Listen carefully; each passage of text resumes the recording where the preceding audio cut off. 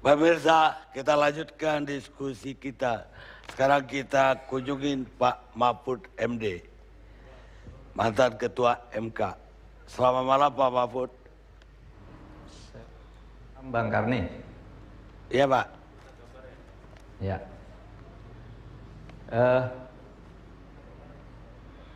Mungkin yang mau ditanyakan kalau ke saya itu menyangkut putusan Kota Waringin Barat ya. Jadi begini, Kota Waringin Barat itu memang ketika diputus sebenarnya tidak ada apa-apa sampai diputus itu. Karena begini, kita mendengarkan 68 saksi lalu membaca fakta-fakta di persidangan dalam bentuk dokumen, dalam bentuk rekaman pembicaraan dan rekaman pernyataan-pernyataan dari orang yang berperkara, sehingga pada akhirnya kita memutuskan putusannya ya seperti itu yang terjadi. Nah baru sesudah itu terjadi reaksi.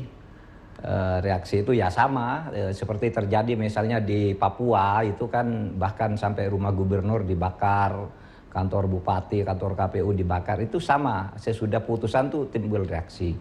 Dan sesudah itu reaksi itu berlanjut ketika kemudian ada laporan kesaksian palsu. Nah waktu itu MK katakan ya kita tidak tahulah urusan saksi palsu itu, karena ketika kita memeriksa perkara, saksi itu kan disumpah dan kita tidak tahu rekayasanya seperti apa. Baru sesudah perkara itu selesai sebenarnya, sehingga akhirnya ada yang dihukum dari 68 saksi itu, ada yang diajukan ke pengadilan dan dijatuhi hukuman gitu. Dan itu tidak ada kaitannya dengan MK lah. Tetapi kemudian upaya memprotes dan menghalangi pelantikan Ujang itu terus berlanjut. Kita katakan ke Mendagri ya, kalau kita melayani orang protes ya tidak akan pernah ada pemilu itu yang selesai. Di seluruh Indonesia setiap yang kalah itu pasti protes, saya bilang. Nah sesudah itu bahkan muncul kemudian yang akan dihantam itu Ketua MK. Ada orang melakukan konferensi pers di sana, katanya di Kota Waringin Barat itu diputus karena Ketua MK-nya disuap, gitu. Ada lagi isu karena Ketua MK-nya tuh orang Madura yang diputus daerah Dayak, gitu. Macam-macam begitu. Padahal Ketua Majelis Hakimnya itu orang Dayak, Pak Akil, gitu. Nah, waktu ada isu seperti itu, Ketua MK disuap dan sebagainya, saya lapor ke Polri. Saya lapor ke KPK, ini tolong saya diperiksa. Katanya ada orang nyuap saya tidak tahu siapa yang nyuap, melalui rekening nomor berapa dan melalui siapa. Katanya dia menitip uang kepada seorang kiai. Panggil saja orangnya, kiainya siapa, lalu apa benar dia menerima uang atas nama saya, kan clear saja. Nah itu saya laporkan pada tanggal 27 Oktober. Jadi 1,5 tahun sesudah kasus itu berlanjut karena bupati akan dilantik. Serangan tuh berseliweran gitu. Nah tetapi pada akhirnya terus dilantik, dan saya sudah melakukan komunikasi dengan baik dengan Pak Sugianto. Ketika Akil Muhtar itu ditangkap, ada sedikit dia agak mencaci maki MK gitu, dan nyasar ke saya SMS-nya. Saya bilang, Pak, apa saya merugikan, menyinggung perasaan Bapak, kok Bapak marah-marah begini di SMS. Lalu dia katakan, tidak Pak, kalau Pak Mahfud tidak lah gitu. Tapi hakim lainnya itu yang ngadili, kami tidak, memang tidak adil. Kalau seperti Pak Mahfud kami yakin punya niat baik lah. Dia bilang begitu di SMS-nya itu. Jadi saya sudah clear dengan Pak Sugiarto itu. Nah saya tidak tahu kalau kemudian kasus Bambang ini berlanjut, dibuka lagi sekarang. Itu satu. Yang kedua saya ingin katakan, kalau bicara hukum, ini tadi saya tidak mendengar sama sekali dari semua pembicara ini bahwa kita itu punya hukum tentang etika. Memang etika itu bukan hukum. Etika itu menjadi dasar dibuatnya hukum. Tapi di Indonesia etika itu sekarang dijadikan hukum. Yaitu ketetapan MPR nomor 6 tahun 2001. Nah isinya antara lain ya, dalam etika berbangsa dan bernegara, pejabat itu tidak boleh melakukan plagiasi, tidak boleh sewenang-wenang, dan pejabat itu harus mengundurkan diri. Ini bunyi tap MPR nih yang masih berlaku sampai sekarang. Harus mengundurkan diri kalau mendapat sorotan publik karena perilaku atau kebijaksanaannya yang kemudian mengganggu gitu ya di dalam opini publik, harus mengundurkan diri tanpa menunggu proses pengadilan. Itu clear, bunyi TAP MPR. Itu sebabnya yang diberlakukan oleh Pak SBY ketika menterinya terlibat, menjadi tersangka, maka meskipun aktif diturunkan. Nah soalnya sekarang TAP ini masih berlaku. Mestinya kalau belum gitu ya, kalau belum dilantik yang sudah menjabat saja turun, apalagi yang belum, masa mau dinaikkan. Ini dari sudut etika. Dan ini TAP MPR nomor 6 tahun 2001 yang berdasar TAP MPR nomor 3 tahun 2003, nomor 1 tahun 2003 diberlakukan kembali bersama TAP MPR nomor 5 tahun 66, TAP MPR nomor 6 tahun 2001 ini, dan TAP MPR nomor 8 tahun 2001. Di mana di situ dikatakan pegawai negeri sipil itu yang terlibat kasus korupsi ya dikenai tindakan administratif tanpa harus menunggu sidang pengadilan. Ini clear, masih berlaku sebagai hukum, nanti bisa dibuka. Ini kedua. Lalu yang ketiga, yang terakhir, karena sudah banyak yang bicara tentang ini, saya agak cemas begini. Hari ini ada berita kalau semua komisioner KPK itu sudah terlaporkan ke Polri dan akan menjadi tersangka. Bahkan kalau saya tidak salah tangkap tadi Pak Waseso itu, Budi Waseso mengatakan pasti akan jadi tersangka. Menurut undang-undang ya, kalau pimpinan KPK itu sudah jadi tersangka harus atau diberhentikan sementara. Nah kalau semua ini nanti jadi tersangka, kalau semua jadi tersangka, KPK itu kosong, semua perkara tidak ada yang nangani, tidak boleh berlanjut. Karena keputusan untuk melanjutkan perkara itu ada di KPK. Nah oleh sebab itu, meskipun saya dan beberapa teman mungkin tidak suka adanya Perpu, saya kira antisipasi dikeluarkannya Perpu untuk mengisi kekosongan KPK ini kalau terpaksa entah benar entah tidak prosedurnya, kalau tersangka itu menurut hukum ya nonaktif. Itu dulu sudah putusan MK, bahkan di undang-undang aslinya tuh kalau sudah tersangka pimpinan KPK itu dipecat. Tetapi oleh MK direvisi tidak boleh dong, tapi harus nonaktif. Nah ini kalau nanti tersangka semua nonaktif semua gitu kan susah juga. Nah memang ini yang paling bagus menurut saya, dengan segala hormat, mungkin akan menjadi selamat, lebih bagus penyelesaian kasus ini memang kalau Pak Budi Gunawan misalnya, karena kesadarannya sendiri menyatakan bukan mengaku salah, tetapi menyatakan serahkan ke presiden, saya tidak perlu melanjutkan pencalonan ini misalnya. Itu presidennya enak, DPR-nya enak, KIH-nya enak, KMP-nya enak gitu. Tetapi itu semua terserah saja, di situ banyak ahli-ahli yang bisa mengambil keputusan. Memang di balik ini semua kan memang latar belakang politiknya itu tidak bisa disembunyikan ya, tidak bisa disembunyikan sama sekali. Ketika KPK tiba-tiba menetapkan Budi Gunawan sebagai tersangka, itu kan terasa tidak bisa dihindari kesan umum, kesan awam itu nampaknya politis. Kasus itu kan tahun 2000 sekian, 2003, 2006 gitu ya. Pada saat Budi Gunawan tuh belum menjadi pejabat eselon 1. Nah, kalau bukan pejabat eselon 1 tuh bukan KPK yang nangani. Itu menurut undang-undang gitu. Karena dia bukan penyelenggara negara, kecuali ditemukan sesudah dia menjadi pejabat eselon 1 gitu. Ini yang sekarang tengah expose itu kan gratifikasi tahun-tahun itu. Dan kenapa ditetapkan sesudah diajukan Kapolri, diajukan menjadi Kapolri? Itu menjadi pertanyaan banyak orang gitu. Tetapi juga dari sudut politis timbul pertanyaan balik, ya kenapa ya kok Pak Jokowi itu kok mengajukan orang yang oleh KPK sebelumnya sudah dinyatakan tidak proper, termasuk 8 orang yang diberi stabilo dan itu tidak proper, kok ini masih diajukan sebagai calon Kapolri lagi? Dulu kan Pak Presiden sendiri yang minta orang yang proper dan tidak itu juga politis. Nah oleh sebab itu saya kira sekarang yang perlu kita selamatkan nih kedua institusi ini, saya kira clear, semuanya cinta kepada Polri, semuanya cinta kepada KPK. Saya cuma agak resah kalau sampai seminggu 2 minggu ini semua komisioner KPK dinyatakan tersangka dan itu atas nama hukum harus dinyatakan berhenti sementara sampai kasusnya selesai. Itu dulu berdasar putusan MK ketika Bibit dan Chandra itu mengadukan pengujian ke MK. Saya kira itu saja dari saya, Bang Karni. Saya akan mendengarkan pembicara-pembicara berikutnya juga dari Jogja. Baik Pak Mahfud, terima kasih sumbangannya. Terima kasih Bang Karni. Saya mau ke Pak Abdullah Helmaw. Pak Abdullah, gimana melihat perkembangan dalam 2 minggu ini?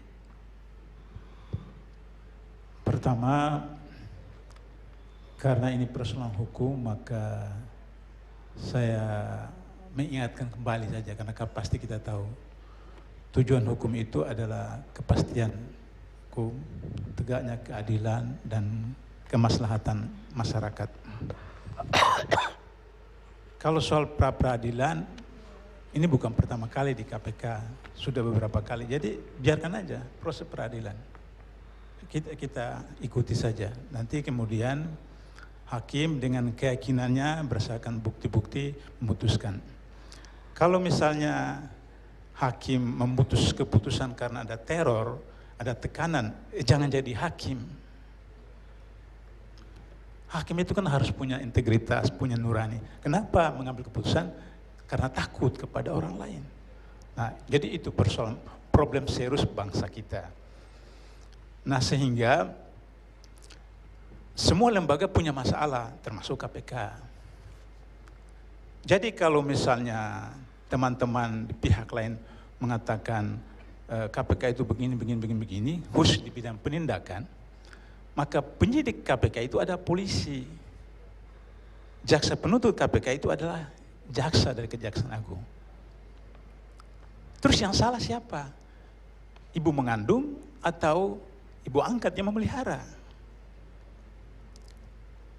Kan mereka yang punya orang dikirim, diseleksi dan seterusnya. Jadi oleh karena itu maka peribahasa Melayu mengatakan tepuk air dulang, tepercik muka sendiri. Sehingga menurut saya mari kita perbaiki. Tidak usah buka borok-borok, tapi maju ke depan. Bang Karni, 2 adik ipar kandung saya polisi. 2 adik ipar kandung polisi. Jadi saya tahulah. Tapi untuk apa kita buka-bukaan seperti itu? Mari kita lihat ke depan. Karena itu maka, menurut saya, agar supaya tidak terjadi persaingan abadi antara KPK, polisi dan jaksa, maka saya menyarankan ketika undang-undang di amandemen, teman dari Komisi 3, korupsi hanya ditangani oleh KPK. Kepolisian dan kejaksaan menangani pidana umum atau pidana khusus seperti teroris, narkoba dan lain. Sehingga tidak terjadi pergesekan antara kedua lembaga ini. Itu yang pertama. Yang kedua, ini berdasarkan hasil penelitian saya, Pak Karni. Yang kedua, komisioner KPK itu berumur minimal 55 tahun. Usia pensiun. Sehingga dengan begitu, dia sudah punya rumah, dia sudah punya mobil, anak-anaknya sudah sampai mahasiswa, bahkan mungkin sudah kerja. Jadi dia di KPK hanya mau mengabdi, pikir mati saja. Tidak lagi tergoda dan lain. Itu saran saya yang kedua. Yang ketiga, pimpinan KPK dan pimpinan lembaga negara lain itu tidak dipilih oleh DPR. DPR hanya menetapkan menerima atau menolak. Penentuannya di pansel. Karena itu maka pansel itu, istilah teman dari Komisi 3 itu adalah malaikat-malaikat kecil. Unsur akademisi, LSM, pemerintah, masyarakat. Yang di sini kalau mau fit and proper test betul-betul di pansel ini. Atau kalau mau lebih maju lagi, seperti ide dari teman-teman penggiat anti korupsi, dari pansel langsung ke presiden, tidak usah ke DPR. Cuma saya menghormati hak konstitusi DPR karena hak budgeting. Mereka tentukan anggaran, sehingga kemudian mereka itu. Tapi kalau misalnya penggiat anti korupsi malah, apa urusannya budgeting, legislasi, dan kontrol terhadap penentuan pimpinan-pimpinan lembaga negara? Kurang matching. Tapi bagi saya mungkin terlalu drastis, biar bertahap lah. biar bertahap. Yang keempat, PP 63 2005 tentang manajemen SDM KPK, itu di sana ditetapkan. Pegawai KPK itu terdiri dari, pertama, pegawai tetap. Seperti saya waktu masih sana, itu status saya pegawai tetap. Yang kedua, pegawai negeri yang dipekerjakan. Dan yang ketiga, pegawai tidak tetap. Di dalam PP 63 2005 itu disebutkan bahwa masa tugas pegawai negeri yang dipekerjakan ini 4 tahun. Kalau berkinerja baik, dilanjutkan pada 2 periode. Sesudah itu kemudian dia memilih kembali ke induknya atau menjadi pegawai tetap KPK. Kalau dia menjadi pegawai tetap KPK, maka gugurlah status dia sebagai PNS atau itu. Maka kerusuhan Cicabuaya Jilid 2, maka PP 63 diamandemen, sehingga kemudian ditambahkan 2 tahun lagi. Tapi problemnya adalah bahwa ditambah 2 tahun lagi, jadi menjadi 10 tahun, tapi itu berdasarkan rekomendasi dari instansi asalnya. Itu problem lagi, problem. Sehingga saya menyarankan kalau undang-undang sudah diamandemen, kemudian PP diamandemen, maka kemudian dalam PP itu hanya ada pegawai tetap dan pegawai tidak tetap. Tidak ada pegawai negeri yang dipekerjakan. Sehingga seseorang menjadi pegawai di KPK tidak merasa komandannya 2. Ketika merasa komandannya 2, ini jadi masalah. Kalau asalnya dari sana nilainya 6, di KPK diproses sampai jadi 8, tapi kemudian ketika kembali lagi kepada asal 6. Ini jadi problem. Jadi problem. Nah, sehingga dengan begitu maka untuk ke depan ini bagaimana pegawai KPK itu bisa pegawai tetap dan pegawai tidak tetap. Kelima, harus jelas di dalam Undang-Undang 30 2002 yang diamandemen oleh Bang Ruhut dengan teman dari PDP nanti, bahwa harus jelas penyidik itu penyidik yang direkrut oleh KPK. Karena dalam KUHP disebutkan penyidik adalah pegawai perwira polisi. Polisi atau jaksa. Iya, atau jaksa, juga jaksa. Nah, sehingga kemudian di undang-undang itu bias, Undang-Undang 30 2002. Nah, harus dikonkretkan supaya kemudian tidak terjadi lagi pergesekan, persinggungan. Bisa saja KPK memilih dari kepolisian, dari kejaksaan, dari BPKP, dari BPK, dari LSM, dari universitas, tapi mereka punya otoritas itu dan kemudian diseleksi, atau purnawirawan seperti itu. Nah, kalau hal-hal ini dilakukan, maka kemudian akan bisa menghindari pergesekan antara KPK, kepolisian dan kejaksaan. Ada persoalan yang dimunculkan oleh teman-teman dari sana. KPK kenapa tidak mensupervisi kepolisian dan kejaksaan? Karena tugas KPK itu 5, pertama koordinasi, kedua supervisi, ketiga penindakan, keempat monitoring, dan kelima pencegahan. Persoalannya adalah bahwa ketika supervisi penindakan, yang di KPK itu junior, di kepolisian senior, yang di KPK kejaksaan, jaksa di KPK itu junior di sana. Tapi kalau supervisi pencegahan, saya pencegahan di KPK, supervisi ke daerah-daerah, baik kepolisian dan kejaksaan, nggak ada persoalan, karena tidak ada beban psikologis. Nah, oleh karena itu maka kalau misalnya penyelidik itu sudah bebas daripada hubungan struktural dengan instansi asalnya, maka ketika mereka supervisi tidak ada EUPKU atau beban psikologis seperti itu.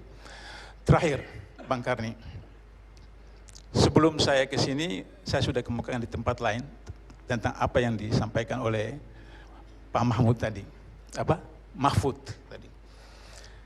Presiden harus tegas agar supaya segera terbitkan Kepres menonaktifkan Bambang Widianto atau Abraham Samad nanti besok atau kapan, atau nanti kemudian lagi berapa lagi 2 itu, pada waktu yang sama menerbitkan Perpu penunjukan PLT, pada waktu yang sama menerbitkan Kepres pembentukan Pansel KPK. Karena proses seleksi pimpinan KPK itu 6 bulan. 6 bulan. Ini sudah bulan 2. Jadi kemudian harus proses pembentukan pansel, kemudian seleksi 6 bulan sehingga Desember, maka kemudian program kerja di KPK itu bisa tertangani dengan baik, tidak karena hura-hura antara elit politik membuat penegakan hukum khususnya pemberantasan korupsi terkendala. Terima kasih, Pak Karmi. Jadi intinya undang-undang KPK harus kita ganti lagi. Disempurnakan, tapi jangan dibantai kewenangan-kewenangan dia yang super itu, jangan dibantai. Seperti itu, disempurnakan, ditingkatkan. Baik, kita rehat sejenak.